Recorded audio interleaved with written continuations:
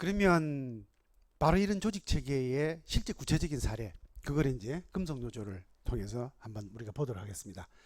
독일 금속노조의 조합원 숫자는 220만 명 정도 됩니다. 이게 한때는 그 독일 이제 통일이 되었을 때는 한 동독 지역이 다 들어왔기 때문에 한 340만 명 가까이 많았었는데, 뭐 그 뒤에 사업장이 이제 자꾸만, 특히 동독 지역이 급격히 이제 폐쇄가 되고 하면서 많이 줄은 거예요. 그렇지만 지금도 현재 세계에서 제일 큰 산별 노조입니다. 조직 구조는 그냥 우리하고 비슷하고요. 조합원 대의원 이런 식으로 돼 있고, 지역 사무소는 한 155개, 노조관은 크니까 절반 이상의 이제 조합원 숫자가 10,000명 단위고요. 4년마다 지역 대의원 대회에서 이제 집행부를 설정을 합니다. 여기 제일 밑에 있는 겁니다. 그리고 이제 주의해야 될 게 하나 있어요. 교섭은 지구 단위로 합니다. 지구는 전국을 7개로 쪼개가지고 요 7개, 아까 그 교섭을 담당하는 교섭 담당 부위원장, 협약위원회 위원장, 그 사람이 위원장 임명한다 그랬죠. 국방장관을. 요 국방장관이 예하 사단장, 이게 이제 바로 그 사람들입니다. 바로 예하 사단장을 다시 이 사람도 임명을 해요. 그러니까 결국은 교섭 조직은 철저하게 상명하복의 이 집행체계, 중앙집중적 조직이다, 이렇게 보시면 되죠. 그래서 교섭을 총괄하게 되는 사령관인 그 단체 협약위원장, 그 사람도 위원장 임명을 하고, 바로 그 위원장이 소속이 되어 있는 중집에서 이 각 지구의 예하 사단장도 임명을 합니다. 이 사람들은 전부 위에 자기를 임명한 사람으로부터 이제 직무 평가를 받아요. 성과 평가를, 인사 평가를 받는데, 이 사람들이 왜 교섭 업무를 총괄하고 중앙집행위원회에서 결정된 사안을 그대로 이제 현장에서 하는데, 이 사람들이 직접 교섭을 하는 사람이기 때문에 그렇습니다. 나중에 보시면 전국 대의원대회는 이제 지역 대의원대에서 5,000명당 한 명씩 선출을 해서 여기서 이제 중집을 선출을 하는데, 여러분들 독일 금속노조의 좀 특징은 뭐냐면, 이게 이제 사업의 연속성 때문에 그런 것인데요. 위원장을 그냥 뽑는 게 아닙니다. 선출은 누구라냐? 부위원장을 뽑아요. 이 부위원장이 위원장 옆에서 오랫동안 위원장을 보좌를 하는데, 요 위원장은 임기가 없습니다. 종신이에요. 자기가 그만둘 때까지 하는 겁니다. 그러니까 이 위원장이 충분히 자기가 위원장으로서 해야 될 일을 다 했다고 생각을 하면 그때 그만두고, 그때 이미 이제 선출에 의해서 뽑혀져 있는 부위원장에게 직위를 전수합니다. 그러니까 이 부위원장은 위원장과 함께 오랫동안 직무를 수행을 하면서 위원장이 어떤 일을 하고 위원장이 총괄하는 대외적인 이제 교섭 전선이나 이런 데서 아주 소상하게 학습이 되어 있는 상태에서 위원장이 되는 거죠. 그러니까 노조의 정책과 그다음에 전체적인 전략적 방향, 이런 게 연속성을 쭉 갖도록 되어 있습니다. 우리의 경우에는 위원장이 새로 바뀌어버리게 되면 이 위원장은 그냥 엉뚱한 사람이 올라오죠. 생소한 사람이. 그러면 그 사람이 그 위원장 자리에서 뭔가를 앞서 하던 집행부의 사업을 이어받아가지고 뭘 하는 구조가 아니게 되어 있는 것이죠. 그러니까 매 3년마다 민주노총 같은 경우에는, 또 우리 지역 단위에서는 매 지부장 그 임기마다 이게 이어지질 않고 단속적으로 계속, 그러다 보니까 쌓아나가질 못하고, 쌓아나가지 못하니까 변증법적으로 우리가 막스에서 보았듯이 목표를 향해서 한 걸음 한 걸음 나가지 못하기 때문에, 우리가 산별 얘기를 한 지가 30년이 넘었는데도 불구하고 산별과 관련된 아무것도 지금 없는 상태가 바로 이거하고 관련이 있는 겁니다. 그래서 이 조직 체계는 우리가 참 생각해 볼 필요가 많은 것이죠. 제가 방금 얘기한 거를 이제 그림으로 그리면 대충 이렇게 돼 있고요. 크게 보면 조직 단위가 있습니다. 이 조직 단위는 전부 민주적인 대의체제 상향으로 올라갑니다.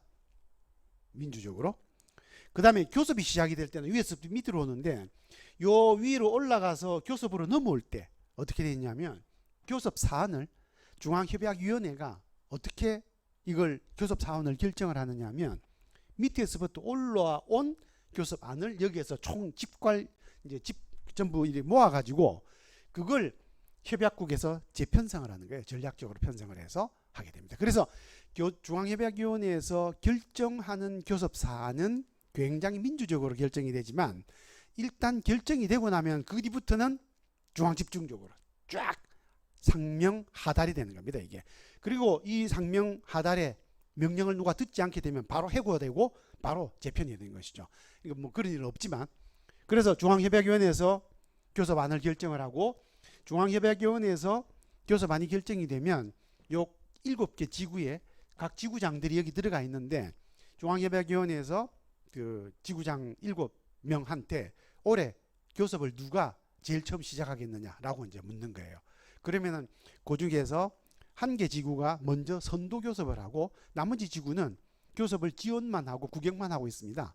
그러다가 그 지구에서 교섭이 타결이 되고 나면 각 지구에 전부 거기에서 타결된 안을 가지고 똑같이 타결을 하는 구조로 되어 있어요. 그러니까 겉으로 보면 220만 조직이지만 실제로는 보통 선도 교섭을 하는 사업장 7개니까 단순하게 봐서 한 30만 정도 되잖아요. 그러니까 한 30만에서 40만 되는 지구장이 교섭을 해서 그게 총괄해서 결정이 되고, 요게 220만 명에게 전부 똑같이 적용이 되고 나면 금속 조직, 금속의 일반 구속력 때문에 요 220만 명의 거의 한 5배에서 6배 정도가 금속 산업에 종사하는 노동자들인데, 사실은 금속만 있는 게 아니라 거기 광산도 들어가고 여러 개가 있는데, 요 산업 모든 노동자들에게 금속 노조의 협약 기준이 일반 구속 조항에서 똑같이 적용이 되는 겁니다. 그래서 이 독일 금속 노조가 교섭을 시작하는 것은 그 해의 노사관계 그리고 그 해의 노동의 사회적 표준을 결정하는 결정적인 지침계이기 때문에 사회적으로 큰 이슈이고, 따라서 뉴스에서 톱라인에서 제일 먼저 올라가게 되고 모든 사람들이 그걸 지침을 보게 되는 겁니다. 그런 중요한 역할 때문에 금속노조위원장은 공식적으로 정부 행사나 이런 곳에 가게 되면 의전 서열이 총리하고 같아요. 총리하고. 그 정도로 이 사람이 중요한 사람으로 꼽히고 있다라고 이제 보시면 되는 겁니다. 자, 그러면 우리하고 이제 또 우리가 좀 약간 눈여겨봐야 될 것은, 독일 금속노조가 위원장이 종신이고 부위원장이 계승하고 그래서 쭉 일관성을 갖는다 그랬는데, 사실은 이 일관성을 갖는 게 지도부가 갖는 게 아닙니다. 그 사람들의 일관성을 만들어주는 것은 그 밑에서 일하는 노조 상근자예요. 이 노조 상근자를 매우 정예 부대로 키워서 독일 금속노조는 이제 사용자들하고 아주 수준 높은 공중전, 포격전 이런 걸 주로 한다면, 보병전은 잘 안 합니다. 우리처럼 이 노조 뭐 우리 간부들이 뭐 노동자대회 같은 데만 이제 끌려 나가가지고 길거리에서 뭐 경찰하고 싸우고 이런 거 안 합니다. 그런 거는 없는 거죠. 예. 그래서 싸움을 적어도 220만 정도 조직이 싸울 때는 이건 그냥 뭐 권위와 그 다음에 그 말로 그냥 싸우는 거예요. 그러면은 독일 노조의 상근자, 제가 말이에요, 개인적인 경험을 말씀을 드리면, 조선업종하고 제가 일을 처음 했기 때문에 독일 금속 노조를 처음 방문했던 것이 독일의 조선산업이 이제 완전히 망한 북쪽 지구를 갔었어요. 그쪽에 이제 조선소는 망했지만 그 조선에 들어가는 부품업체는 그 독일 부품이 세계에서 최고거든요, 지금도. 그래서 우리나라 조선업체도 상당히 중요한 부품들은 대부분 다 독일에서 이렇게 수입을 해서 배에 집어넣습니다. 그래서 이제 그걸 보러 갔는데 이미 망한 지구죠. 이 독일 금속 7개 지구 중에서 아마 거의 제일 힘이 없는 지구라고 이제 봐야 될 겁니다. 거기는 조합원 숫자도 아주 작고. 그러니까 제일 취약한 지구를 우리가 갔는데, 거기서 저희들이 원래 연락을 했더니 지구사무소입니다. 지구사무소. 여러분들 같으면 이제 지역본부죠. 지구사무소에 우리를 담당하는 사람, 대외 담당이죠. 그러니까 여러분들 안에서 섭외하는 사람이 중요합니까? 안에서 조직이나 정책을 담당하는 사람이 중요합니까?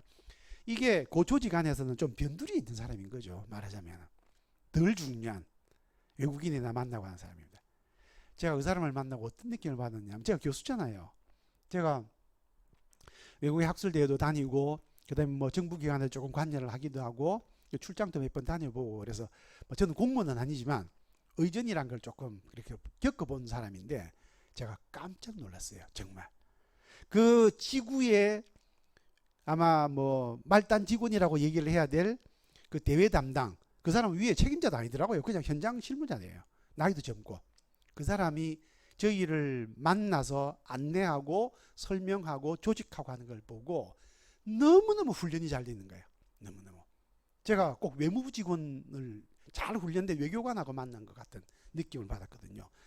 표현도 굉장히 정중했을 뿐만 아니라 몸에 빼인 그 이제 예의 바른 행동, 그다음에 고운 은사, 그다음에 그 뭐 저희들한테는 대접하는 깜짝 놀랐습니다. 그렇게 훈련을 잘 받은 노조 상근자가 독일 전역에 이제 노조 사무실에서 일을 하는 것이죠. 그러면 그 사람들이 어떻게 선발이 되느냐 하면 노조 신임자라고 하는 사람이 이제 사업장 안에 있거든요. 독일 노조는 공식적으로 사업장 바깥에 있기 때문에 사업장 안에는 조직이 없어요. 그런데 사업장 안에서 다 문제가 발생하지 않습니까? 그래서 사업장 안의 문제를 노조에 전달해 줄 수 있는 사람이 필요하고 그 사람이 이제 노조 신임자라는 사람인데 좀 표현을 이상하게 지어내면 사업장 안에 노조가 사무실을 둘 수 없으니까 사업장 안에 척후병 같은 사람을 보내놓은 거죠. 스파이입니다. 스파이 말하자면은 노조 스파이인데 그게 이제 노조 신임자예요. 이 사람이 사업장에서 일을 하면서 그 쭉 보다 보면 거기에서 그 좀 괜찮은 사람, 노동조합에 좀 우호적이면서 올해 신입사원을 뽑았는데 신입사원 중에서 보니까 능력도 뛰어나고 이런 사람 딱 보인 노조 신임자가 직장 내에 자질이 있는 사람을 딱 헌팅하는 겁니다. 헤드 헌팅. 제가 그 이제 클라우스 비켈이라는 사람이 위원장을 할 때 우리가 이제 독일 금속 아주 우리 한국 이제 금속 노조가 3.1 교섭 때문에 이제 독일의 그 교섭위원장을 만났습니다. 중앙협약위원장. 이 사람이 교섭 담당 부위원장이에요. 그래서 그 사람이 어떻게 자기가 노조 간부가 되느냐 얘기를 했더니 자기가 처음 뽑힐 때 그 직장에서 대단히 우수한 성적으로 이제 뽑혀서 들어갔는데 자기가 헌팅을 당한 중요한 이유 중에 하나는 자기 아버지가 금속노조 조합원으로 노조 신임자 활동을 오래 했고 노조에 대한 충성도가 굉장히 높은 거죠. 어릴 때부터 금속노조의 그 대외 활동 같은데 애를 데리고 많이 다녔던 겁니다. 이 사람이. 그래서 아버지를 보고 이미 어릴 때부터 금속노조를 보면서 이 사람이 대학을 졸업해가지고 직장에 좋은 성적으로 들어간 사람이었던 거예요. 그 이력을 뭐 게슈타포처럼 다 파악을 해가지고 그 사람을 탁 집어서 이 사람에게 제안을 했다는 겁니다. 당신이 금속노조에 들어올 생각이 없느냐. 그러면 이제 제안을 받은 사람은 자기가 앞으로 살아갈 인생 경로를 선택하는 겁니다. 독일은 계급사회이고 이 계급적 지형을 독일의 삼별노조와 독일 3인당, 독일 이제 노동자 정당이 딱 사회를 쪼개놨어요. 그러니까 모든 사람들이 이제 사회에 나가서 사회생활을 시작을 할 때는 자신의 직업적인 경로가 딱 둘 중에 하나를 선택을 해야 되는 겁니다. 자본가 편에 서든가 아니면 노동자 편에 서는 것이죠. 자본가 편에 서면 결국은 회사 안에서 최종 목표는 CEO가 되는 거죠. 그런데 만일 이 사람이 노동 쪽의 경로를 택하게 되면 지금 이 사람한테 이제 그걸 요구한 거거든요. 요 헤드헌터가 노조 신임자가 그러면은 노조에 들어가서 노조의 직업 경로를 쭉 자기가 겪어서 노조의 경로의 제일 마지막 단계는 보통 노조 안에서 이제 최고 뭐 제일 그 위는 결국 위원장이 되는 거죠. 위원장이 되는 건데 이제 위원장은 사실 한 사람밖에 안 되는 거니까 그 중간에 다 탈락을 하죠. 이 탈락할 때쯤 되면 보통의 경우에는 좀 중견 지위에 가 있게 되면 독일은 국회의원이 됩니다. 국회의원이 되는가 아니면 이제 그 전통적으로 독일의 노동부 장관은 금속노조에서 부위원장들이 보통 하던 사람 지구장들이 전통적으로 이제 그 노동부 장관을 하거든요. 그래서 뭐 장관직으로 정부에 들어가거나 아니면 이제 국회의원을 하거나 이제 국회의원이 안 되는 사람은 이제 지방자치의원 뭐 이런 데로 다 할 수 있을 때 어쨌든 정계로 나가는 겁니다. 노조를 통해서 정당으로 가는 거죠. 이거 자기 인생을 결정하는 겁니다. 인생을. 이 사람은 승진 어떻게 하냐면 처음에 사업장 평의회 배치를 받고 물론 그 전에 교육을 받습니다. 교육을 받고 그 이제 교육을 다 이수하고 나면 제일 이제 밑에 조직인 사업장 평의회에서 일을 시작을 해서 노조 지역 사무소, 그 다음에 지구 사무소. 독일이 이제 크기 때문에 이제 아까 7개 지구라 그랬잖아요. 우리로 치면 이제 한 도 정도 될 거고, 그 다음에 그 밑에 이제 시가 되면 요 지역입니다. 지역. 그래서 시, 도, 그 다음에 이제 본부까지 올라가는 거죠. 본부까지.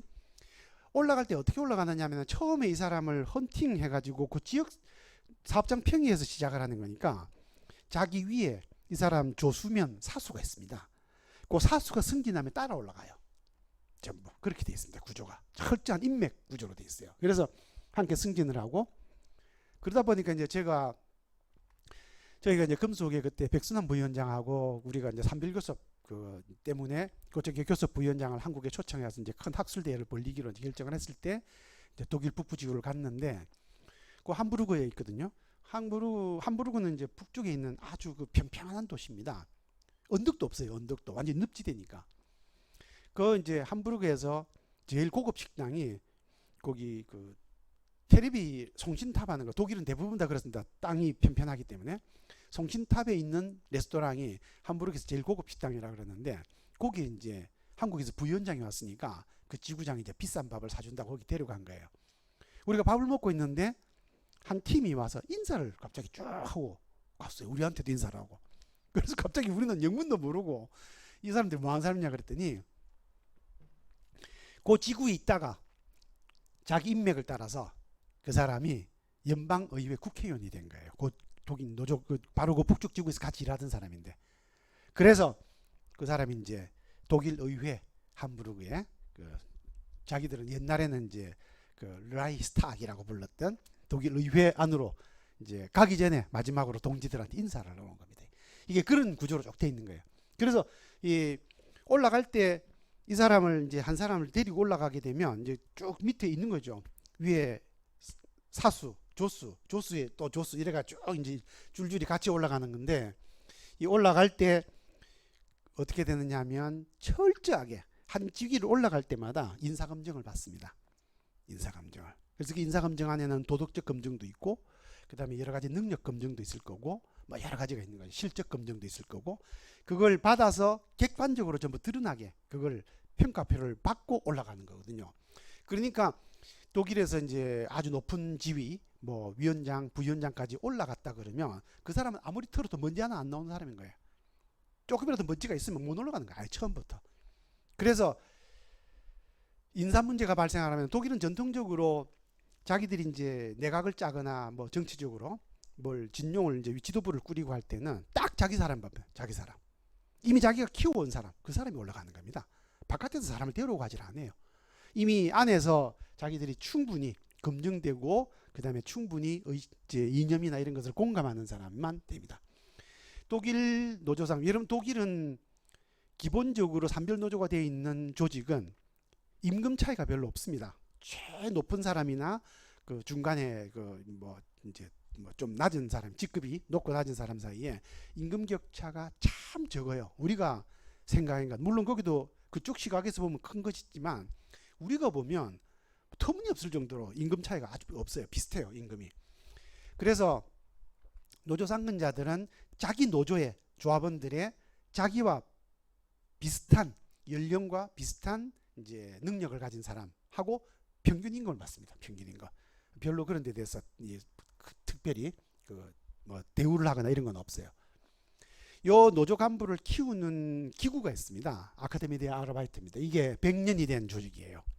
100년 전부터 노조가 사회적 조직으로 싸우기 위해서는 사회적 훈련을 받은 아주 이 고숙련의 이 정예분자가 노조를 이끌어야 된다. 요게 이제 이념이었던 겁니다. 독일이 1918년 혁명을 하고 나서. 그래서 참고로 말씀드리면 독일은 노동자들이 문맹이 굉장히 많았어요. 그래서 이 혁명이 일어나던 바로 그 시기 앞까지만 하더라도 노조에서 신문을 발간을 하면 신문을 읽을 수 없습니다. 일반 조합원들이.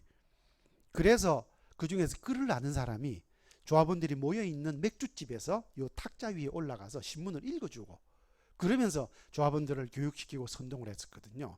그러니까 이 노조 상근자, 노조 간부의 노조 이제에서 일하는 사람, 특히 이제 그 사람들 다 간부가 되는 건데, 그 간부의 자질에 대해서 일찍부터 굉장한 갈망이 독일 노조에 있었다라는 겁니다.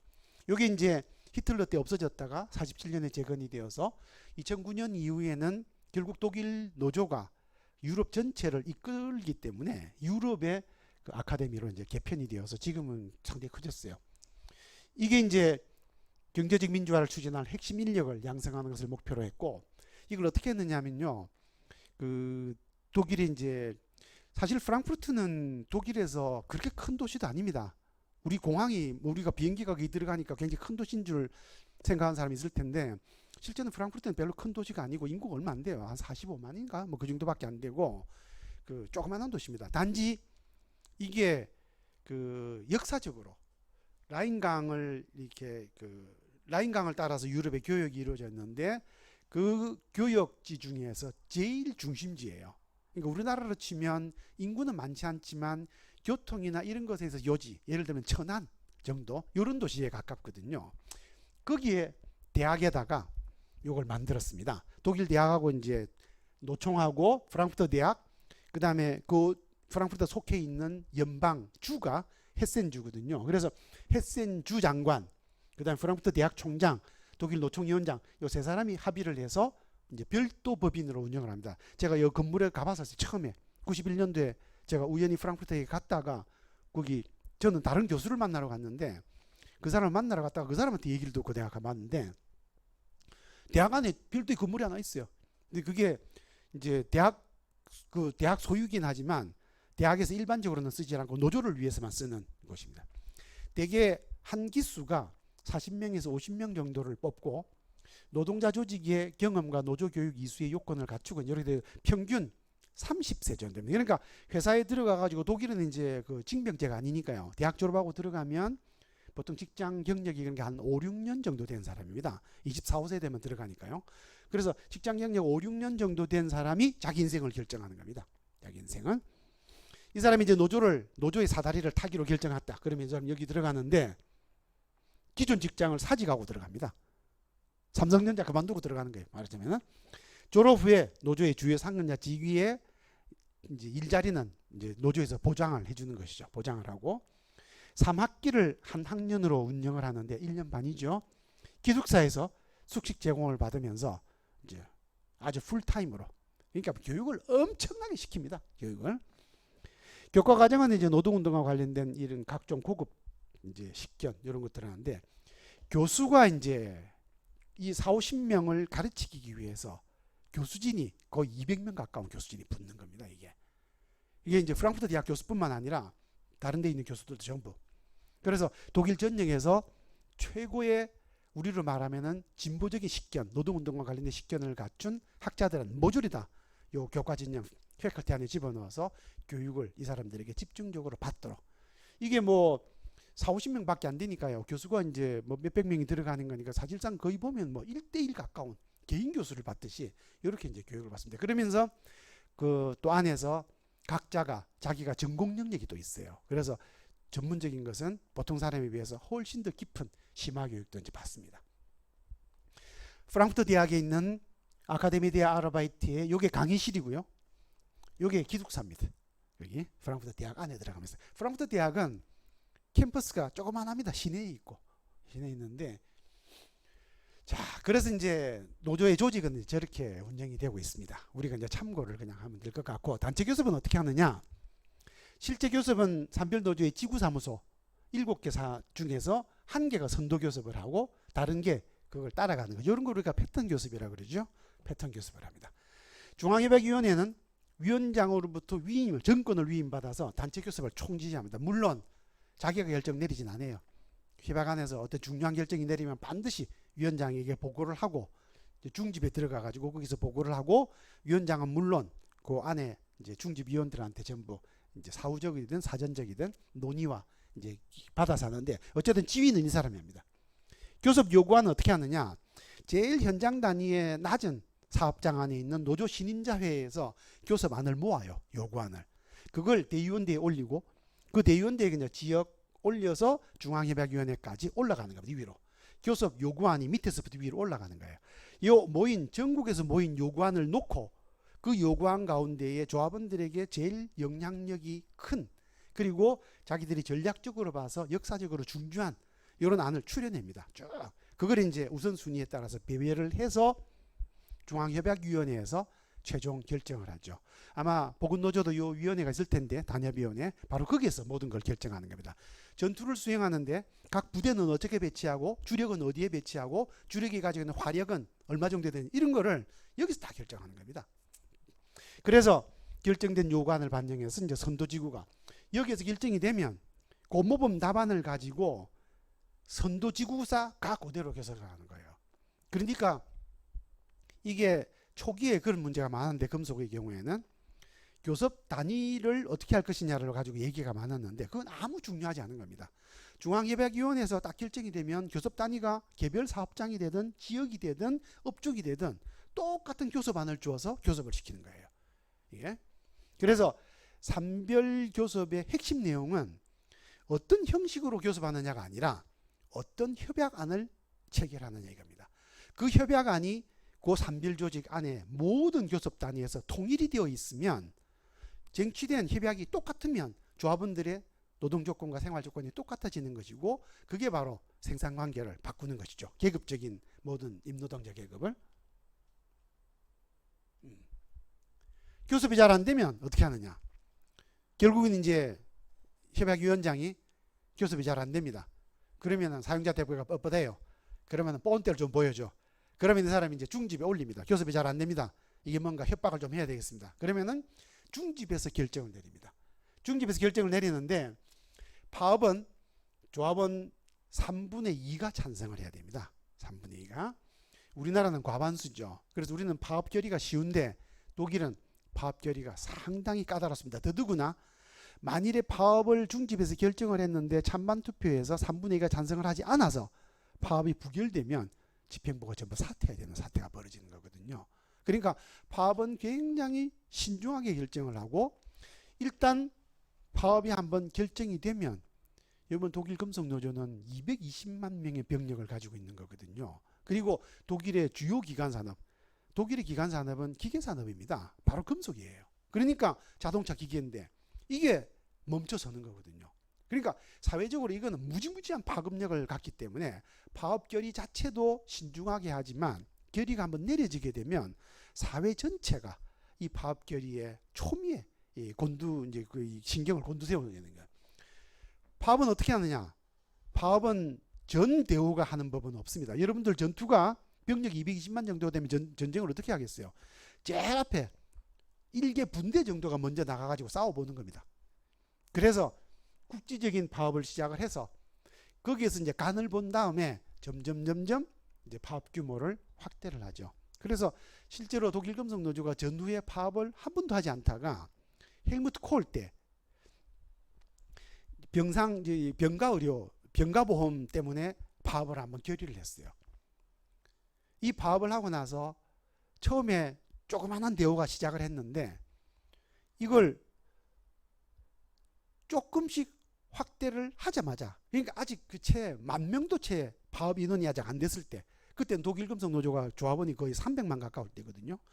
300만 명의 대우가 아직 10만 명도 파업을 하지 않았을 때 독일 총리가 항복을 하고 자기가 원래 내세웠던 안을 철회했습니다. 그러니까 파업을 한번 했다 그러면은 굉장한 파급력을 가지고 있다라고 이제 보시면 되고, 독일 금속노조의 좀 특이한 것은 폭스바겐 자동차, 폭스바겐은 이게 지금 사업장 교섭을 합니다. 자기들 말로 하우스 타리프라고 해서요. 이 금속노조하고 교섭을 하는데 개별 사용자가 나와요. 원래는 사용자 연합이 나오는데 이 사람이 왜 이리 됐느냐면, 이 폭스바겐은 그 원래 히틀러가 이제 만드는 회사죠. 그래서 이게 국영 회사였거든요. 지금은 이제 민영화되긴 했으나 그래도 여전히 니더작센주가 이제 그 전체적인 지방자치단체가 이 주식의 과반 제일 그 다수 주권을 가지고 있어서 그 사실은 이게 공공 이제 기업입니다. 공기업이죠. 그러다 보니까 이게 일반 자본가들보다 훨씬 더 좋은 조건으로 노동조합하고 이제 협약을 잘 타결하는 바람에 가장 대표적인 게 이제 그거죠. 지금 독일 금속노조는 형식적으로 협약 노동시간은 35시간인데 그 폭스바겐은 28.8시간이거든요. 그러니까 이게 이제 사용자들이 이놈이 너무 사용자들 쪽에서 이제 보기에 문제가 많은, 그래가지고 사용자 쪽에서 제명이 돼버렸어요. 제명이 돼버려서 할 수 없이 지 혼자 교섭을 합니다. 그래서 그 지구단이 이제 교섭을 하고 있는데, 아까 제가 말씀드렸던 연방노동법원이 이제 지방 단위에도 있고 제일 높은 게 제일 상급심이 연방노동법원인데, 노동법원의 최상급심에서 파업권이 없는 단체 교섭은 집단 구걸행위다. 그래서 파업권은 일체 그야말로 노동조합의 신성불가침의 권한으로 독일에서는 인정받고 있습니다. 그 다음에 이제 단체 협약을 유념해서 볼 필요가 있어요. 아까 제가 중요하게 강조를 했던 게 일반 구속력인데, 조합에서 체결을 하게 되면 비조합원에게까지 효력이 확장되는, 그래서 그게 바로 광면 협약이라고 하는 것이고, 협약이 종류가요 아주 단순합니다. 세 가지로 되어 있는데 임금 협약 우리가 보통 하는 거와 똑같습니다. 올해 임금은 뭐 시급 얼마나 한다 이런 겁니다. 그런데 중요한 게 우리한테 없는 거죠. 임금 체계 협약이 있습니다. 사회 전체의 모든 노동자에게 임금을 결정해 줄 수 있는 사회적 표준을 잡는 거예요. 이게 임금 체계 협약입니다. 그리고 이제 우리의 단체 협약에 해당이 되는 것, 그걸 이제 이게 만텔이라는 게 외투거든요. 제일 겉옷이다라고 하는 기본 협약입니다. 기본 협약. 여기 이제 기본 협약이 이렇게 크게 세 가지로 돼 있고, 요 기본 협약과 임금 체계 협약은 틀이기 때문에 잘 안 바꿔요. 5년에서 10년, 심지어는 뭐 20년, 30년 개정이 되지 않습니다. 개정하려고 그러면 이제 복잡한 사전 논의를 거쳐야 되고, 임금은 2년에 한 번씩 결정을 해요. 그런데 이제 2년에 2년치를 결정합니다. 2년치를. 그래서 독일은 협약이 단체 교섭이 그렇게 자주 있는 게 아니라 경년 단위로 있다라고 이제 보시면 되는 거죠.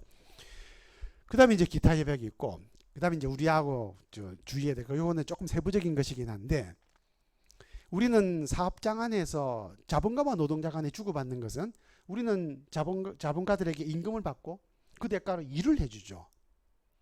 그러면은 내가 일해주는 요 안에 가치라고 하는 게 노동 가치가 들어가 있고, 그게 자본가의 수익의 원천이거든요. 따라서 그 수익 중에서 일부만 내가 임금으로 돌려받고 나머지는 자본가에 빼앗기잖아요. 우리가 노동시간에서 나를 위한 노동시간, 타인을 위한 노동시간, 그게 바로 이거거든요. 따라서 내가 임금 협약을 맺을 때 반드시 노동과정 협약을 같이 맺어야 됩니다. 내가 받는 건 이렇게 받는데 주는 거는 얼마를 줄까? 이걸 가지고 싸워야 되는 것이죠. 그런데 우리나라는 노동과정 협약이 체결된 노조는 없다고 봐야 되겠죠. 없다고. 아주 약간 그거하고 비슷한 게 현대자동차 같은 경우에 이제 그 뭡니까? 이제 컨베이어 벨트에서 작업하는 도중에 가지고 있는 몇 가지 대의원들이 가지고 있는 권한, 이제 그것이라고 할 수 있는데, 그것도 사실은 협약은 아니기 때문에 별로 의미가 없는데, 어쨌든 노동과정 협약. 그래서 이게 직무와 능률과 숙련, 이런 세 가지를 반영하고 있는, 우리가 보기에는 상당히 세련되고 이렇게 그 디테일한 협약을 가지고 있습니다. 우리가 이게 체결이 돼야 돼요. 산별노조가 되면 여러분들 각 사업장 안에 있는 그 모든 노동에 대해서 그것을 임금으로 결정해 줄 수 있는 사회적 표준을 잡아줘야 됩니다. 이게. 그래서 이제 이런 구조로 이제 협약 체계는 이루어져 있고, 그 다음에 이제 요 협약이 산별 단위에서 이제 딱 표준을 잡아주면 사업장 단위에서 그걸 좀 조정을 해줘야 되는데, 이 조정하는 것은 사업장 단위에서 거기에 뭔가를 추가하는 겁니다. 되게. 뭐 반드시 추가하는 것은 아니고 조금 이제 미세하게 조정해주는 이제 그런 게 있습니다. 그래서 산별 협약이 체결이 되면 그걸 근간으로 해서 사업장 보충 협정을 이제 체결하는 그런 구조로 돼 있고, 산별 협약은 산별노조의 중앙협약위원회, 여러분들로 치면 단협위원회에서 결정을 하고, 사업장 단위에서는 사업장 지부, 여러분들 같은 경우에는 이제 사업장 평의회가 결정을 하는 이제 구조가 되는 것이죠. 독일 금속노조의 임금 체계가 이제 어떻게 되어 있냐면, 이건 우리한테도 시사하는 바가 커서, 여러분 산별노조가 되면 임금 구조를 바꿔야 됩니다. 이게 일본도 기업별 노조 체계에서 산별노조로 전환하려고 많은 노력을 했어요. 1950년대에. 그 과정에서 이제 많은 그 이론가들, 학자들, 그 다음에 노조활동가들이 거기에 헌신적으로 노력을 했는데, 일본 노동운동도 기업별 노조에서 산별 노조로 전환하는데 실패했습니다.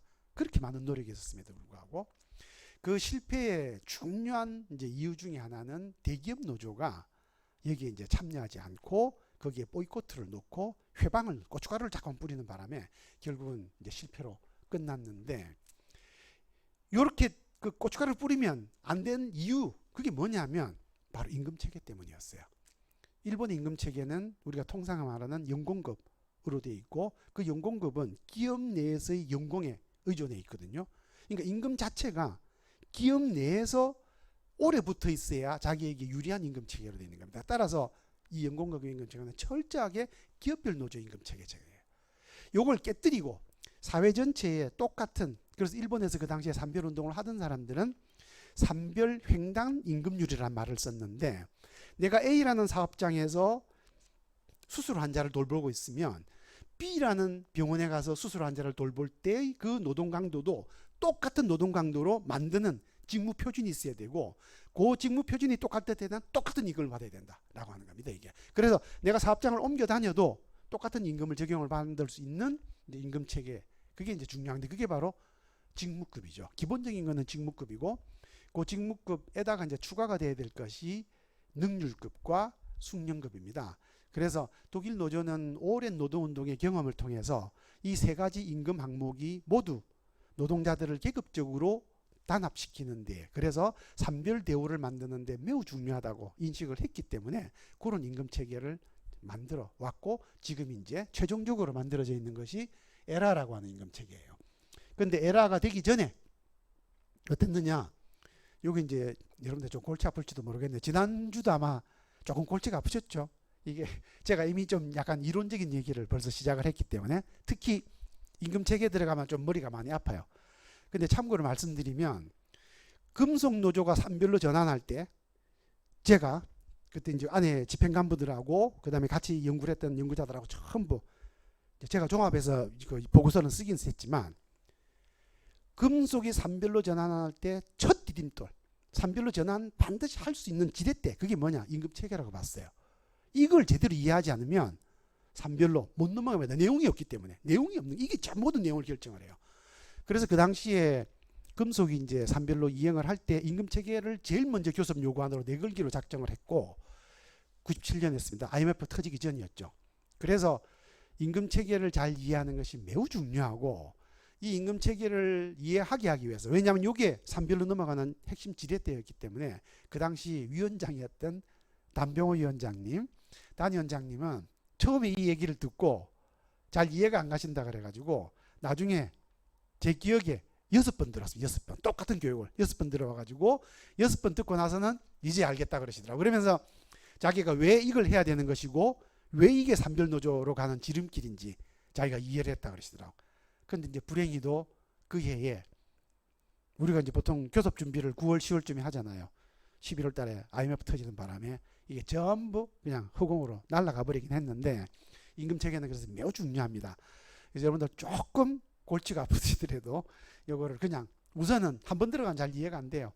그러니까 우선 한번 듣는다고 생각을 하시고, 여러분 20세기 전체 동안 여러분들 혹시 이제 관심을 가지면 그걸 알 수가 있는데, 최근에 지금 플랫폼 노동 같은 얘기 많이 하죠. 이게 핵심 노동 이유 내용이 뭐냐면, 옛날에는 없던 거죠. 이 옛날에 없던 노동이 왜 생겼느냐? 이게 유연화라고 하는 방식으로 이루어진 겁니다. 따지고 보면 이미 1980년대 시작이 되었는데, 그 시작된 유연화의 아주 극단적인 경향으로 나타난 게 지금 플랫폼 노동이에요. 물론 거기에 이제 전자기술, AI라고 하는 기술이 결합을 되는 바람에 이런 더 유연화된 노동을 만들어낼 수 있게 되어서 이제 그렇긴 한데, 그 이전에 있던 게 포드주의라고 합니다. 이거는 쭉 규격화된 제품을 만들고 노동도 규격화되어 있어요. 이 포드주의는 원래 노동자들이 일을 할 때 우리가 설계도나 이런 걸 보고 머리에 그리고 있는, 여러분들 주사를 놓을 때 내가 주사를 받으면 놓는다라는 것을 이미 어떤 주사는 근육에 놓고 어떤 주사는 혈관에 놓고 알고 계시잖아요. 그러면 생각하고 있는 그 노동을 내가 실제로 주사를 받고, 이거는 근육 주사기 때문에 주사기에 놓는 거죠. 그러니까 내가 머리로 배운 생각하고 있는 거를 실행하는 것, 두 개가 결합이 되어 있는 게 노동입니다. 구상과 실행이라고 그래요. 요거를 분리시킨 것, 그게 바로 포드주의입니다. 그래서 생각만 하는 사람, 실행만 하는 사람을, 노동자를 분리를 시켰는데, 요 분리시킨 게 우리가 통상 생산직과 사무직, 기능직과 뭐 관리직이라고 이제 부르는 거예요. 그래서 이 에라 이전에는 포드주의 생산 방식이 이제 자본주의를 전체적으로 움직이는 이제 작업장 체계였고, 이 작업장 체계는 이 두 개가 이제 구분이 되어 있었습니다. 임금 체계는 기본적으로 딱 규격화된 직무가 있었습니다. 생각만 하는 규격화된 직무, 그 다음에 실행만 하는 규격화된 직무가 있어서 그거를 직무 표준이라 그러는데, 거기 이제 직무, 거기에 따라서 임금을 받았어요. 직무급.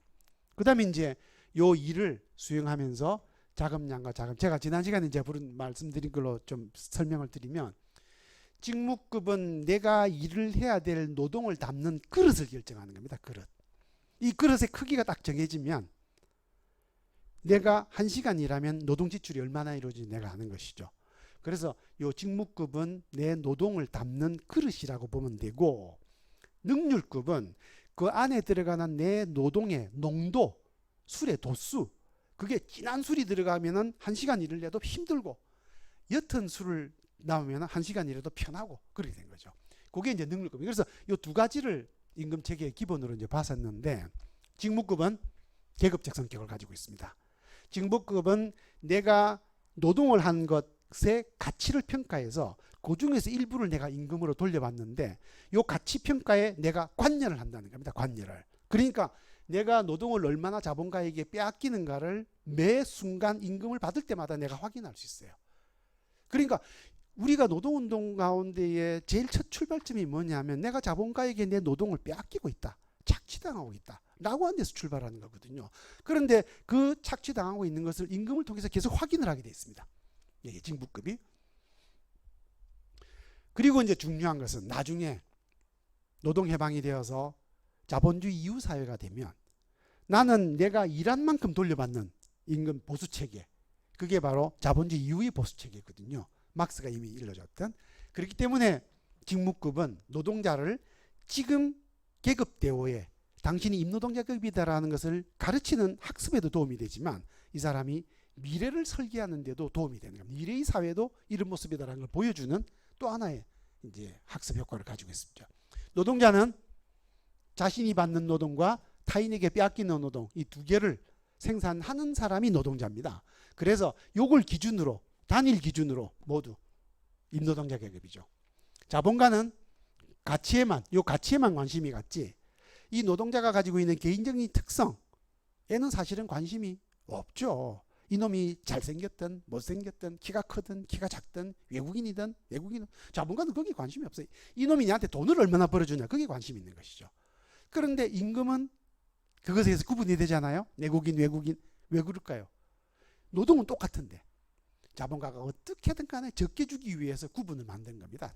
자본가가 자의적으로 만들어낸 것이죠. 분할 통치 악용하는 것이죠.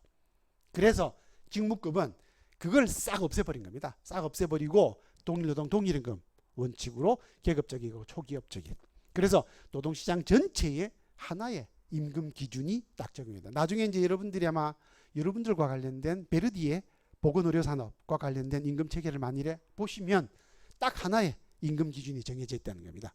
그래서 사업장 간, 노동자 간 임금 격차가 거의 없거나 매우 적다. 매우.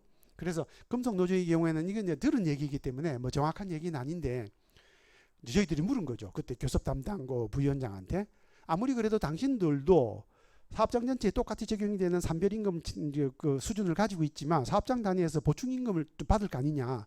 벤처는 장사가 잘 되니까 좀 더 많이 받을 거고 부품업체는 좀 적게 받을 텐데 그 차이를 조정하느냐. 그랬더니 조정한다 그랬어요. 그래서 얼마 정도? 그랬더니 자기들이 20% 정도까지는 좀 수익이 좋은 사업장과 수익이 나쁜 사업장 사이에 임금 격차를 인정을 하고, 그 이상을 넘어가는 임금 격차는 설사 수익이 좀 많이 나는 이제 업체가 임금을 적게 줘서 더 이익을 많이 볼 수 있을지라도 그것은 노동자가 더 이상 못 받아가도록 만든다. 물론 이제 보통의 경우에는 다른 방법으로 그걸 이제 뺏어오긴 하지만 그렇게 됐어요. 그래서 노동자가 직접 받는 임금 격차는 20%가 넘지 않도록 통제 관리한다. 그렇게 됐습니다. 요 임금 체계를 이렇게 관리하려 그러면 그 직무 표준을 만들어야 되거든요. 여러분들 한번 생각해 보세요. 그냥 병원만 하더라도 얼마나 많은 노동이 있습니까?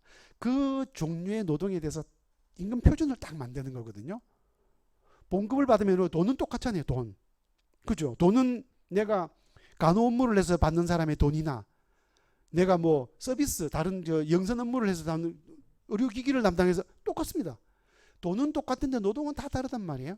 그러니까 다 다른 노동을 똑같은 임금의 기준으로 표준을 잡는 것이니까 이게 간단한 일이겠어요? 복잡한 일입니다, 이게. 그래서 이런 운동선수들 가끔 보면은 몸에 뭐 이상한 게 빠가지고 막 전선 붙여가지고 막 하고 이러잖아요. 칼로리 측정하고. 똑같이 합니다. 노동자에 대해서도. 이 노동자가 진짜 이 일을 했을 때 칼로리가 얼마나 소비가 되고 이 사람이 느끼는 피로도가 얼마 정도 되는지를 수치로 딱 찾아내는 거예요. 기계적으로. 그래서 그 직무 표준을 만드는 것은 그처럼 아주 고도로 과학적인 이제 그런 과학을 우리가 산업공학이라고 그러는데 그 산업공학에서 찾아낸 양적 지표들을 전부 적용을 해서 노동을 질적으로 평가를 해서 하는. 그러니까 이거는 여러분들 중에 할 수 있는 사람이 있겠어요? 저는 할 수 있겠어요? 전문적으로 공부한 사람이 하는 겁니다. 이걸 전문적으로. 그리고 기계도 거기에 들어가는 그 장비들이 그 동작하는 것을 전부 찍는 뭐 스트로브 무슨 스코프 같은 게 있고 뭐 굉장히 복잡적인 기계에 들어가요. 그러니까 돈도 많이 들고 이거 뭐 할 수가 없어요. 그러니까 이걸 전문적으로 하는 기관이 필요한 것이죠. 결국은 사회적 표준을 잡는 직무급 구조의 임금 체계를 사회적으로 만들어내려 그러면 이것만 전문적으로 연구하는 연구기관이 필요한 겁니다. 그래서 독일에 레파라고 하는 연문기관이 있고 이 전문기관에 독일 노총이 이제 자기들이 직접 거기에 운영에 관여를 해서 여기에서 이제 그런 것들을 만드는데 결국은 사회적 임금 표준을 사회적으로 관리하는 것이죠. 초기업 노조가. 자, 그 이제 요 독일 금속 노조가 지금 현재는 요 임금 아까 제가 얘기했던 그 에라 이전의 직무급 체계 그게 아니고 지금은 에라라고 하는 임금 체계를 운영을 하고 있는데 이게 뭐냐면 에라는 2003년에 노사 간의 빅딜을 통해서 성립을 했고 노조는 생산직과 사무직을 통합했어요. 생산직과 사무직을. 여러분들도 지금 보면 아마 간호직 뭐 기능직 뭐 이런 좀 나눠져 있을 것 같은데 제가 정확하게 제가 잘 모르지만 어쨌든 직무가 좀 직군이 좀 나눠져 있죠. 그런데 통합한 겁니다. 전부 하나로 통합을 해서 임금을 하나의 표로 만든 거예요. 하나의 표를 만들고 그 다음에 거기다가 이제 숙련급 노동자가 일을 할 수 있는 능력 왜냐하면 이건 교육훈련을 통해서 달성이 되거든요. 그래서 내가 일을 할 수 있는 능력도 평가를 받아서 임금으로 받습니다. 자본 측은 거기에다가 뭘 넣느냐면 목표 설정 노동자에게 자본가는 이게 왜 중요했냐면요. 1980년대 이후부터는 모든 경영자들은 주주들의 통제를 받기 시작했어요. 원래는 여기 분할시켜 놨었거든요. 신자유주의라는 게 이제 그걸 통합을 한 거예요. 그걸 이제 이렇게 길을 틀어준 거예요. 그래서 주주총회에서 경영자가 해고될 수 있습니다. 옛날에는 경영자는 한번 선임이 되고 나면 안정적으로 자기가 경영자의 지위를 보장받을 수 있는 이제 그 시스템이 돼 있었는데 이게 이제부터는 주주들이나 이제 회사에 돈을 빌려준 이제 금융자본가들이 주주들을 해고할 수 있는 권한이 생긴 거예요. 그게 1980년대에 이루어진 79년 볼커 혁명에서 시작된 우리가 신자유주의라고 하는 자본주의 체제입니다. 그래서 기업의 주도권을 누가 갖느냐를 놓고 이제 이게 바뀐 거예요. 그래서 그때부터 기업의 코퍼레이티브 가버넌스라고 부르는 기업의 지배구조 같은 게 이제 문제가 된 거거든요. 신자유주의가 되면서. 그러니까 경영자가 쉽게 해고가 당하는 거야. 언제 해고당하느냐? 주주들은 기업을 경영하고 나서 주주들에게 돌아가는 수익, 대개 배당이죠. 그 배당을 많이 주는 사람을 선호할 거예요. 그러니까 매년의 수익이 매우 중요하게 된 거예요. 매년의 수익이. 따라서 자본가들은 매년의 수익을 위해서 노동자들에게 야 내가 목이 안 잘리게 네가 이까지는 좀 일을 해줘 라는 얘기를 하게 된 거죠. 그걸 받아들이기로 노조가 생각합니다. 우리로 치면 굉장히 전향적이라고 봐야 되겠죠. 자본가의 요구를 받아들였으니까. 그 대신에 노조는 이 두 직군을 통합을 하고 거기에 숙련을 반증하는 임금체계를 자본가와 빅딜을 한 겁니다. 서로. 그래서 기존 임금체계의 틀에다가 이제 새로운 원칙을 이렇게 이제 도입을 한 것이고, 자, 이것이 언제 시작이 된 거냐면요. 2003년에 이제 노사 간의 빅딜이 체결이 되어서 산별협약이 체결이 되자 요 산별협약을 실제 사업장에 이제 적용을 해야 되거든요. 요걸 이전하는데 얼마 걸렸느냐면 7년 걸렸습니다. 2010년까지. 7년 만에 인전이 끝나서 2010년부터 요거 이제 임금체계가 작동을 했는데 이 사람들이 요거 하기 전에 요걸 언제부터 추진을 했느냐면 1970년대부터 추진을 한 거예요. 30년 동안 이걸 추진을 해서 독일 그 노조는 특히 금속 노조는 자기들이 직접 계약을 맺은 큰 연구소가 두 개가 있습니다. 하나는 북쪽에 괴팅엔에 있고 하나는 남쪽에 뮌헨에 있거든요. 두 연구소에 연구 과제를 준 거예요. 노조가. 그래가지고 이걸 개발을 한 겁니다. 이걸. 자기들이 개발을 해가지고 그걸 자본가하고 협상을 해가지고 이렇게 만든 겁니다. 이게. 중요한 협약 정책이라고 하는 것이 30년, 40년 추진이 되는 것이죠. 장기적인 안목을 가지고 에라는 우리에게 바로 그런 대표적인 사례를 보여주는 겁니다. 이게. 그래서 뭐 에라 안에 있는 내용들은 이런 것들인데 중요하게 볼 것은 요겁니다. 직무급. 직무를 어떻게 평가하느냐. 평가하는 게 두 가지 방식이 있어요. 이거는 이제 전통적으로 지금 그쪽 연구자들, 저도 임금체계 연구자이기 때문에 저도 이걸 보게 되는데 종합적 방식이란 게 있고 분석적 방식이란 게 있어요.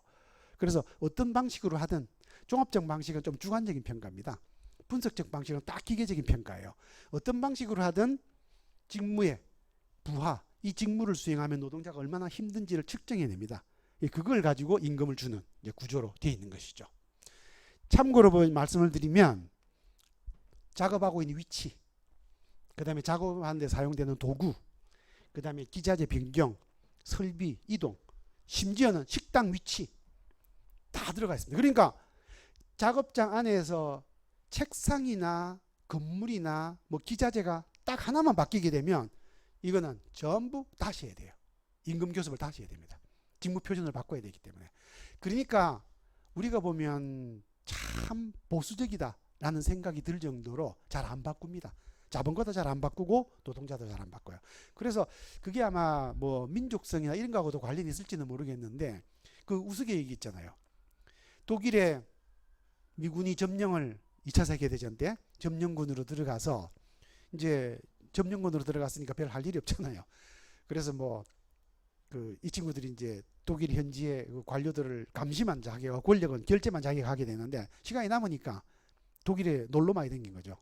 그 놀러 다녔는데 이제 자기들이 사실은 위치도 잘 모르고 뭐 그러니까 그때 버스를 탔던 미군 병사가 버스 시간표를 찍어가지고 미국으로 갔다가 나중에 이제 전후에 이 사람이 이제 거기 제대하고 이제 자기도 시간이 좀 많아가 노예 은퇴해가지고 전승 군인으로 독일에 가서 그 당시에 미국에는 흔하던 초콜릿이나 이런 것들을 그 독일 국민들한테 이렇게 뭐 주고 이러면서 거기서 자기가 호사를 부렸던 좋은 기억이 있으니까 이 사람이 옛날에 그 좋은 추억 때문에 미국 독일을 다시 갔는데 자기가 그때 가서 버스를 tas던 그 자리에 버스 정류소가 그대로 있고 그 정류장에 있던 그 시간표가 그대로 있었다는 겁니다. 그러니까 이런 것들이 다 뭐하고 관련있느냐면 이런 거하고 관련이 이게 전부 역사, 그 다음에 전통, 그 다음에 하나씩 쌓아가면서 오랜 기간 쌓아야만 변화가 오는 변증법적 원리 이런 것들이 사회 전반에 이처럼 잘 정착이 돼 있다라고 이제 우리가 볼 수 있는 것이죠. 그래서 우리처럼 뭐 금방 새 의료기계 들어왔다고 니 절로 가 이렇게 안 된다는 겁니다. 그거 하려고 그러면 기계 들어오기 전부터 협상을 해야 되고 기계 들어오고 나면은 갈 사람들은 직무평가를 전부 다시 해가지고 임금도 바꿔줘야 되는 거예요. 그게 뭐 교섭이 금방 하루아침에 됩니까? 아까 말한 레파라는 기구에 와가지고 전문가가 와가지고 찍어보고 다 이게 해야 되는 거죠. 그러니까 잘 안 바뀝니다. 잘 안 바뀌고 안정적으로 사람이 삶을 살아가는 이제 구조로 되어 있는 겁니다.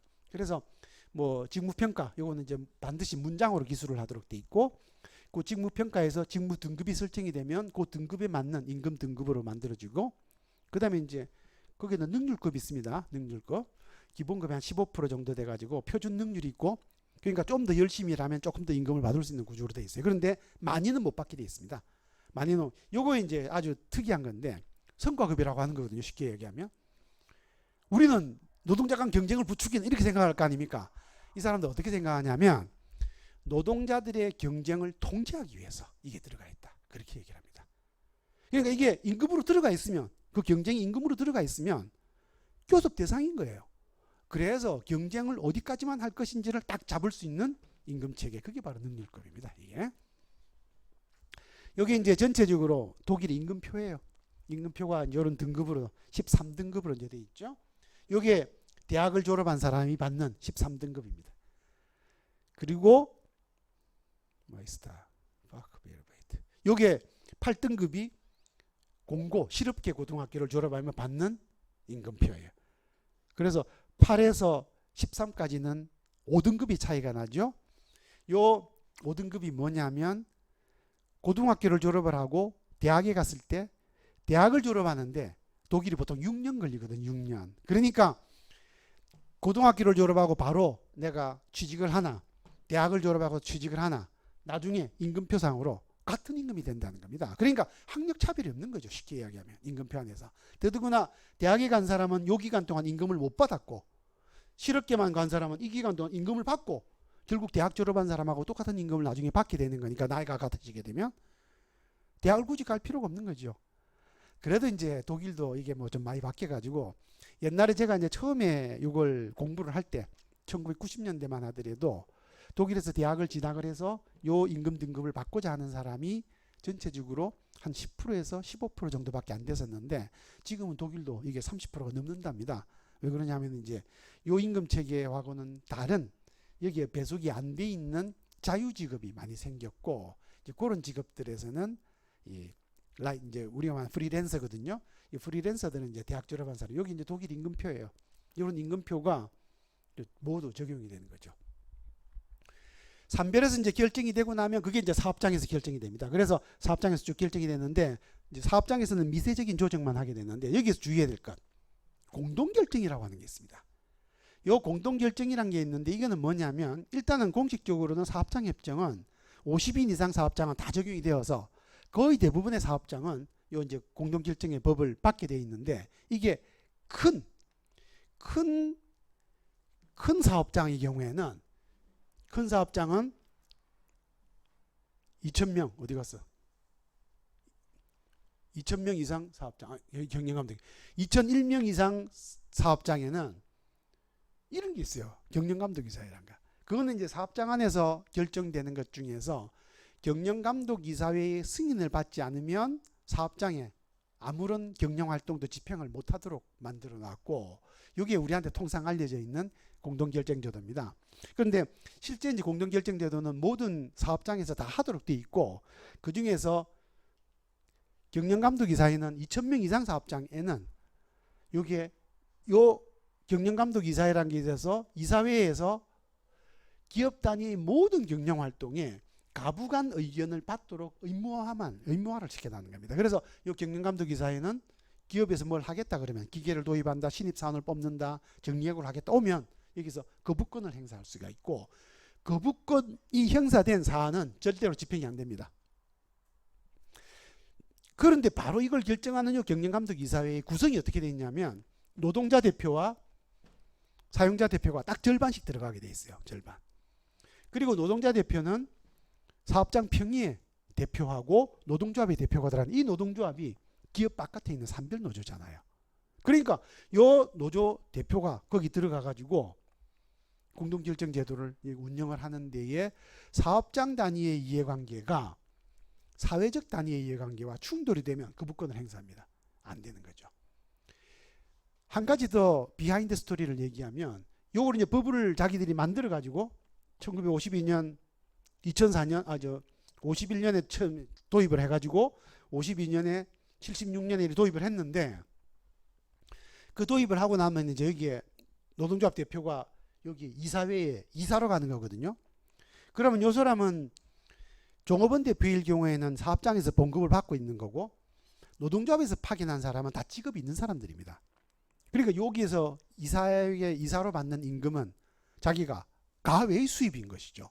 그래서 이 사람들이 이 돈을, 이 이사회 노조 대표의 수당을 전부 모아서 한스 베클러 재단이라는 걸 만들었고, 여기 독일 노총 이제 그 직할 연구소입니다. 연구재단.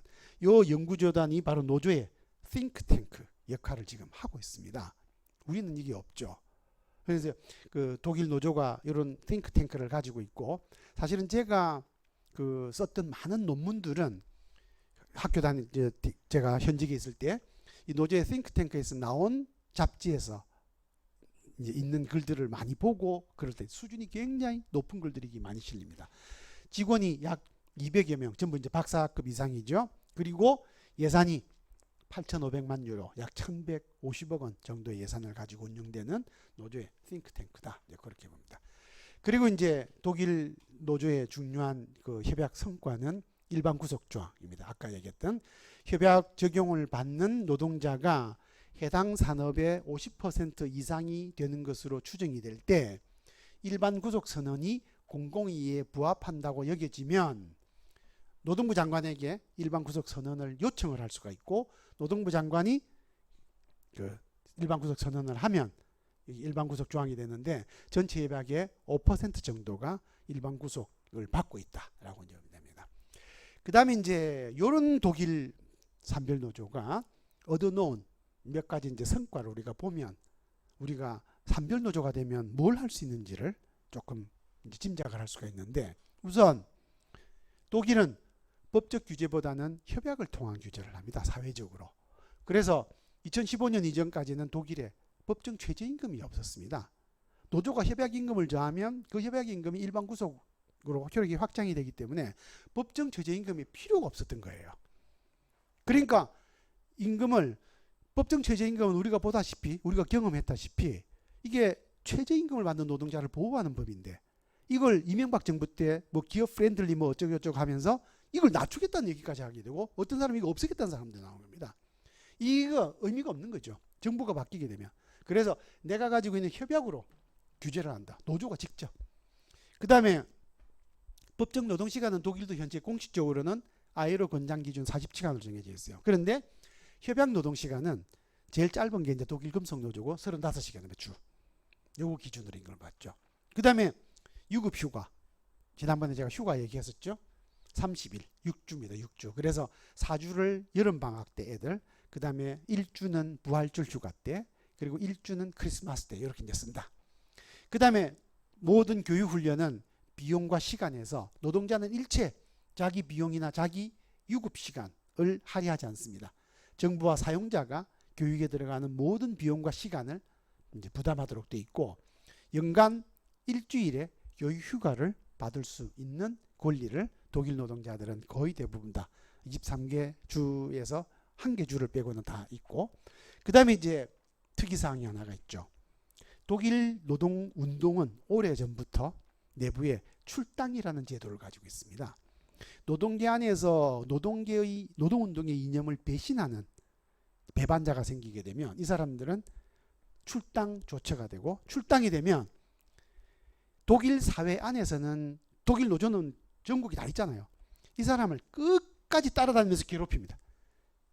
결국은 이 사람이 독일에서는 도저히 살 수 없도록 만들어요. 노동이 사회의 이제 말하자면 지배 세력이다 라고 하는 것을 보여주는, 본때를 보여주는 제일 대표적인 이제 것이라고 보면 되겠죠.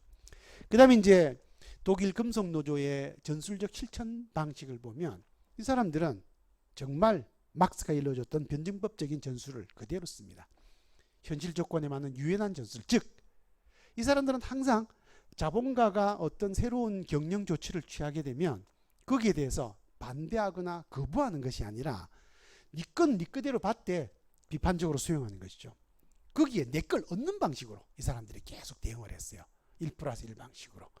그래서 자본 측이 공격을 하면 항상 그것을 새로운 국면 상승의 계기로 계속 이용을 했던 겁니다. 그 대표적인 사례가 1970년대 이전에는 테일러주의는 노동자들의 작업 체계를 이제 쪼개가지고 노동자들이 단조로운 작업을 하도록 만드는 건데, 생산성을 높이고, 그걸 당연히 노동운동에서는 반대하는 게 이론적으로는 맞죠. 그런데 그걸 수용을 하고, 그 대신에 그 생산성 향상분 가운데 일부를 임금으로 보상을 받는, 요걸 적극적 임금 정책이라고 그러는데요. 그걸 이제 썼고, 그 다음에 이제 70년대에 인력 부족과 테일러주의의 단순 바보 때문에 이게 이제 저항이 발발을 합니다.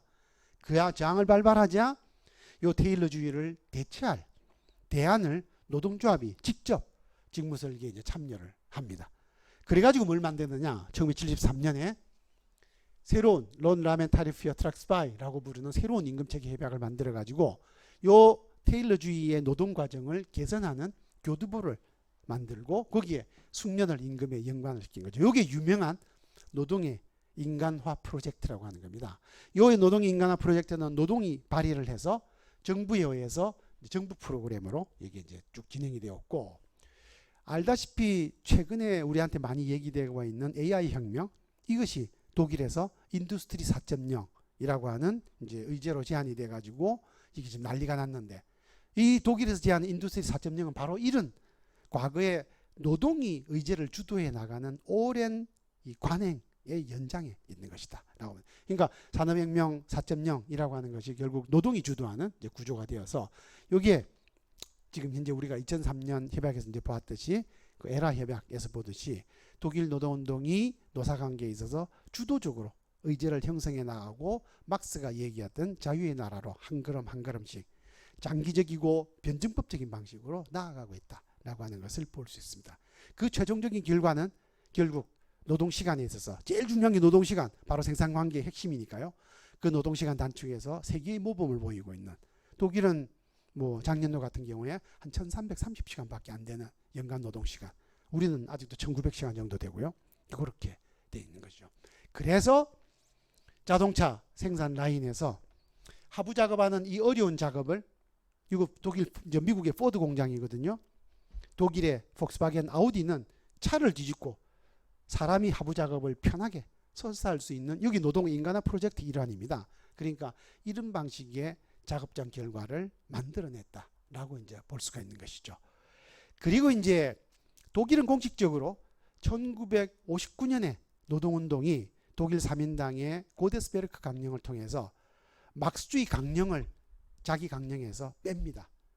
독일 노동운동은 처음에 출범할 때 라살레 분파라는 국가, 아이젠하워 분파가 1875년에 통합을 하면서 출범을 했고, 요 출범할 당시의 강령은 에어프루트 강령, 나중에 이제 나오게 되는 그 에어프루트 강령이 1891년에 만들어졌을 때 요게 최초의 독일 노동운동의 막스주의 강령이었습니다. 이 강령을 포기하지 않고 계속 견지를 해오다가 결국은 1959년에 이제 자기들이 노동자 정당에서 대중정당으로, 국민정당으로 정당을 변경한다라고 하면서 막스를 포기했어요.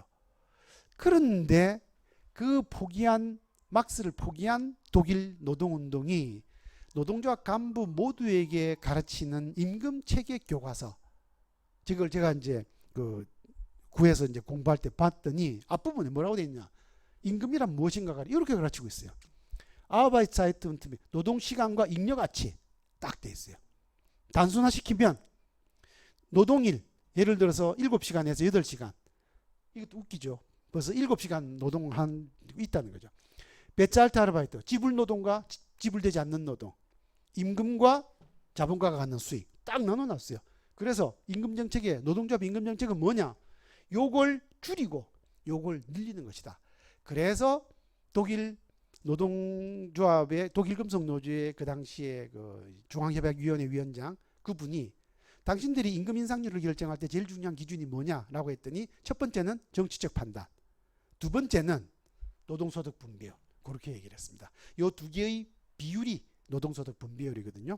되게 이제 한국은행에서 나오는 기업 경영 분석 안에 요 분배율이 이제 보통 거기서 많이 계산을 많이 합니다. 그래서 그걸로 계산을 하는데 그걸로 이렇게 딱 돼 있는 것이죠. 그래서 독일 노동운동은 막스를 꾸준히 실천을 해봤고 150년 이상, 중간에 형식적으로 1959년에 고데스베르 강령을 폐기한 것처럼 보이지만 막스가 일러줬던 노동운동의 본질적인 방향은 아직도 여전히 지켜지고, 그것 덕택에 세계에서 제일 짧은 노동시간, 그리고 노사관계에 있어서 우리에게 굉장히 많은 교훈을 주는 많은 제도들을 운영을 하고 있다. 누가 만들었느냐, 바로 계급적인 조직인 산별노조가 이걸 만들 수 있었고, 만일에 독일 노조가 계급적인 노조인 산별노조가 아니었다면 결코 달성할 수 없었던 그런 사회적인 성과들을 많이 얻었다는 것을 볼 수가 있는 겁니다. 산별노조가 되면 우리가 산별노조를 제대로 교섭을 할 수 있는 산별노조로 2단계 산별노조 운동을 통해서 올릴 수만 있다 그러면, 우리가 이제 다음 시간에 하게 될 우리 한국 산별노조 운동의 과제가 되겠죠. 우리 산별노조 운동이 제대로 본궤도에 오르기만 하고 있다 그러면, 할 수 있다 그러면, 시간은 좀 걸릴지 모르지만 독일의 산별노조 운동이, 독일의 산별노조가 건설해 놓은 이런 사회적 업적이 우리에게도 남의 일이 아니다, 우리가 충분히 달성할 수 있는 것이다라는 것을 알게 되고, 우리는 노동의 미래가, 우리 운동의 미래가, 그리고 우리 노동계급의 미래가 이 산별노조 운동에 있다는 것을 독일의 사례를 통해서 다시 한번 확인할 수가 있다라고 생각이 되는 것이죠. 그러면 이제 막스의 사회변혁 이론, 그리고 그 변혁 이론에 근거한 노동자 조직, 그 중에서도 산별노조, 그리고 그 산별노조의 이제 실천적인 성과, 요까지 다 이제 보았습니다. 그러면 이제 남은 거는 우리는 어떻게 할 것이냐 하는 거죠. 그래서 여러분들이 아마 다음 시간에 하게 될 1박 2일 수련회에서는 한국의 산별노조 운동 그리고 보건노조의 이제 산별노조 운동 요 두 개를 함께 보시면서 여러분들이 앞으로 풀어나가야 될 당면의 과제에 대해서 아마 자유롭게 깊은 토론을 하게 될 자리가 될 겁니다. 여기까지 제 강의는 좀 마치겠습니다. 고맙습니다.